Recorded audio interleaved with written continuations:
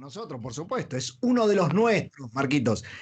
Daniel Montoya es politólogo, consultor político, autor del libro Ahora, Estados Unidos versus China, Argentina en la nueva Guerra Fría tecnológica. Pero quiero contar la anécdota de que lo conocí, me aproximé a Daniel Montoya a través de la red Twitter hace ya 4 años atrás, o un poquito antes, porque comencé a ver unas coberturas que él hacía desde Estados Unidos sobre la carrera electoral, montado en una moto que es una de sus tantos hobbies, ¿no?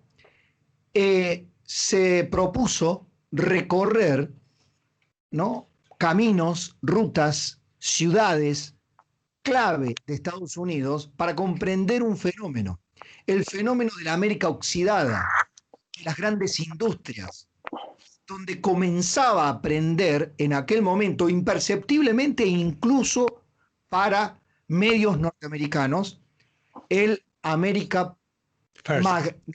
America First, volver a ser América grande otra vez. Sí, el América primero, nosotros primero. Ese nacionalismo de Trump que le hablaba a esas viejas ciudades, o esas ciudades del viejo cordón industrial de los Estados Unidos que ya no existía, o en todo caso estaba secundarizada.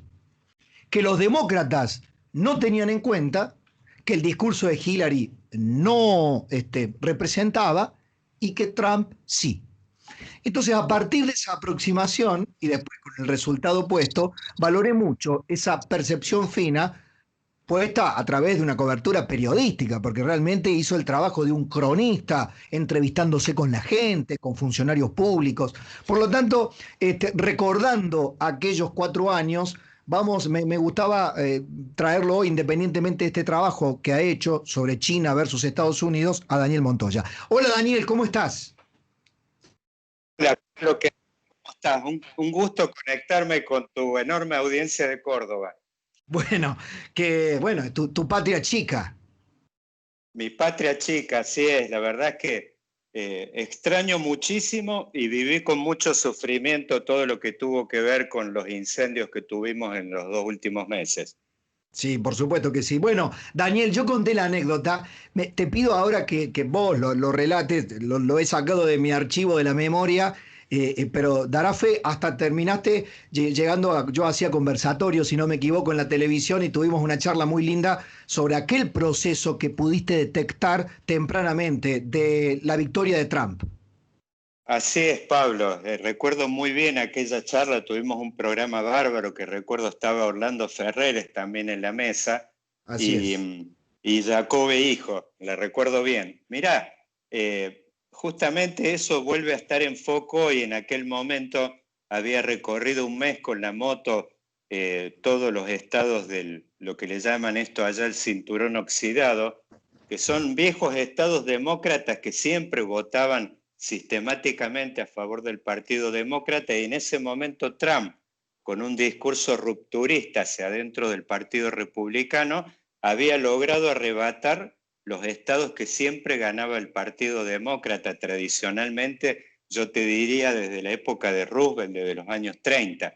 Así que bueno, ese fue un momento de ruptura y lo vemos ahora Trump, como hay un estado en particular que prácticamente está siendo, yo te diría, la madre de todas las batallas en este momento, en esta elección, que es el estado de Pensilvania, que es donde va a cerrar tanto Trump como Biden, que es su estado natal, donde se están, digamos, peleando, yo te diría, a muerte estas 20 sillas para el colegio electoral, que en una elección donde viene todo cuesta arriba para Trump, son prácticamente decisivas estas 20 sillas para poder pelear.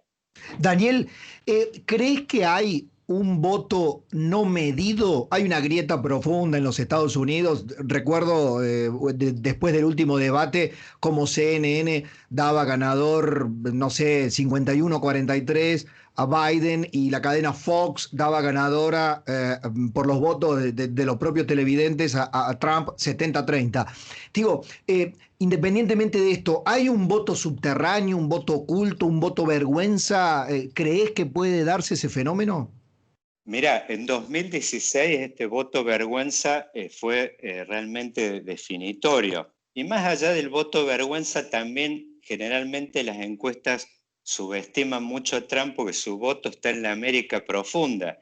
Es un voto, por ejemplo, en aquella elección, casi un 90% de la gente que provino de los lugares rurales, de, digamos, lugares muy alejados, que son poblados todos menores a 5.000 habitantes, le terminaron dando el envío a Trump. Supuestamente en esta elección los encuestadores, después de este gran palo que se pegaron en aquella elección, ellos mismos el año pasado se juntaron en un congreso en Las Vegas, en Nevada, diciendo de que habían corregido estos errores que habían tenido esta subestimación, así que no deberíamos tener en esta ocasión un porcentaje semejante de voto culposo, temeroso u oculto, como pasó acá siempre muchas veces en la Argentina. También me recuerdo el peronismo y puntualmente la época de Menem, donde supuestamente no lo había votado nadie. Bueno, con Trump ocurre algo parecido y tendríamos que tener un menor margen, pero igualmente,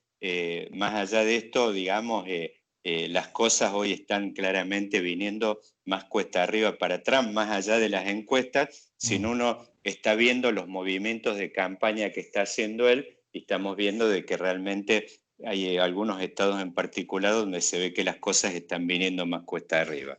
Te traigo más ahora hasta tu libro, pero antes paso por un elemento que creo que es noticia en estas horas. Financial Times, si no me equivoco, es Financial Times el que ha hecho un diagnóstico de que si gana Biden, esto podría favorecer a la Argentina y al gobierno de Alberto Fernández. Sí, ¿Coincidís con claramente. eso? ¿Coincidís con Sí, eso? a ver, coincido con eso, pero parcialmente. Es cierto de que Bolsonaro, siendo por supuesto la principal referencia a nivel de país latinoamericano, ha tenido un eje muy fuerte a favor de Trump y después algunos referentes menores, como el caso de Duque, uno podría pensar, por supuesto, de que el único gobierno, la única alternativa a nivel de peso como país de Latinoamérica, uno piensa si saca Brasil, obviamente es Argentina. Ahora, uno no puede, eso sí, podríamos pensar de que Biden sobreactúe gestos de política exterior que lo diferencien de Trump rápidamente, uno de ellos tenga que ver con el tema de darnos una mano rápidamente con este arreglo del fondo y puntualmente por ahí liberar algún desembolso rápido, eso que había pendiente de la gestión Macri. Es cierto que podemos tener un envión ahora. Como ha ocurrido muchas veces, Pablo, nosotros tuvimos grandes enviones a nivel de contexto internacional, tanto en los 90 como en los 2000, que duraron 4 o 5 años y después terminamos cayendo al mismo lugar. Así que no nos podemos quedar, como muchas veces nos ocurrió en la historia, que es durmiéndonos en los laureles de un cambio de contexto internacional que nos favorezca. Es cierto que nos puede favorecer, pero si no hacemos los deberes internos, eso va, digamos, va a ser una golondrina más que no hace verano. Bueno, tu libro, ¿ya apareció tu libro o está por aparecer? No, está por aparecer, va a estar en las librerías alrededor del 15 de noviembre de este Bien. mes, digamos, que comienza, y realmente donde yo he ido un poco al grano es a esta pregunta que estás haciendo vos, que es el tema de la combinación de contexto internacional y los deberes que nosotros tenemos que hacer para poder aprovechar esos vientos de época que siempre han sido pasajeros y no pasan de 4 o 5 años que los podemos aprovechar. El título es muy sugerente, la portada es muy linda. Estados Unidos versus China, Argentina en la nueva Guerra Fría tecnológica, con un prólogo de Facundo Manes.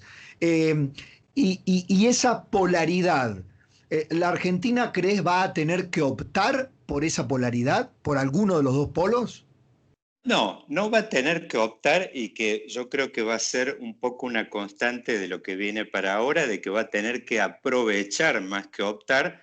Por supuesto, nosotros estamos en una que es más bien esfera de influencia tradicional de Estados Unidos, pero nosotros podemos aprovechar perfectamente un juego de tipo, digamos, hoy China viene tradicionalmente hace tiempo financiando lo que son obras de infraestructura, o sea, Argentina puede aprovechar esas condiciones y el tema, ni hablar, es un gran demandante de nuestros productos agropecuarios. Ahora bien, Esto ahora, digamos, de acá en adelante, digamos, hay una gran polarización, una gran, digamos, disputa que viene alrededor de los temas tecnológicos, donde vemos todo este tema de Huawei, la tecnología 5G, hay toda una lucha alrededor de todo lo que es el dominio de la robótica, de la Donde, biotecnología. donde en el caso de China, también no ignoro que puede ocurrir por lo pronto en Estados Unidos, donde lo tecnológico de las empresas privadas se confunde mucho con los objetivos estratégicos militares de los países o geopolíticos de los países. Totalmente, uno lo que está viendo claramente cuando se habla del vínculo, por ejemplo, entre Huawei y el Estado chino, claramente hay un montón de vínculos indirectos y en Estados Unidos asimismo ocurre, digo, todas estas tecnologías que tuvieron que ver en su momento con el impulso de Internet, ahora bueno, viene todo este tema del Internet de las cosas, que es el control, las redes aplicadas al control de, digamos, de un montón de productos físicos y de líneas de producción. Bueno, todo eso obviamente tiene que ver, y ahí un poco es lo que yo planteo en el libro, que es una alerta hacia la clase dirigente argentina. En la medida que nosotros no podamos avanzar en la reforma y el diseño de un Estado inteligente, no vamos a poder aprovechar, digamos, todas estas digamos, posibilidades o circunstancias que nos ofrece la historia, como nos ha ocurrido repetidamente muchas veces. Digo, pasó en la época del primer centenario, fuimos los primeros captadores de inversiones extranjeras directas, prácticamente el sexto a nivel mundial. Nos pasó de nuevo en la década del 90, recibiendo 75.000 millones de dólares de inversiones, digamos, apuntadas a las privatizaciones. Bueno, pasó eso, digamos, y volvemos a caer una y otra vez en el nivel de ingreso per cápita que teníamos alrededor de la década del 70, en 1975, como pongo en el libro, a la época de las películas de Sandro y la Coupé Chevy Serie 2. No podemos liberarnos de, digamos, de esta especie de maleficio. Va a ser muy interesante leerlo, Daniel. Un abrazo grande y te tenemos acá ya agendado como consultor internacional y de politología, como siempre. Gracias, Pablo. Un fuerte abrazo y un saludo a tu audiencia. Daniel Montoya, politólogo, en este caso presentando en breve, sale el 15 de noviembre, su más reciente libro, Estados Unidos versus China y Argentina en el medio, en la nueva Guerra Fría tecnológica.